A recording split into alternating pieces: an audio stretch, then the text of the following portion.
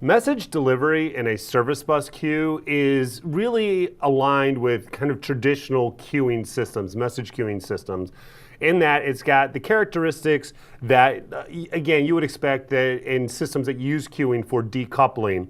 Right? You have tight control over two things: one, the order, and two, the delivery of the messages. Right? You're going to be guaranteed that messages appear only once.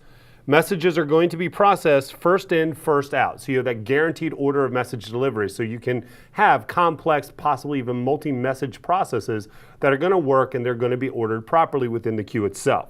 Now also, even though you have a one at a time process for working with messages, messages do support transactions. All right? There's two different ways to consume messages off of a service bus queue. Right? You can go with a very traditional queuing technique, which is basically you just pop that message off and it's off the queue. And that would be using a method called receive and delete. You can also use a transacted method where instead of popping it off the queue, you use a peak lock. And the peak lock will peak at the message, but it will also place a timed lock on that message. And then as you process that message, that really becomes a transaction, and you have to finish that. And there's three different ways it can finish. You can execute a commit method on it, which will obviously commit the fact that you've pulled it off of the queue.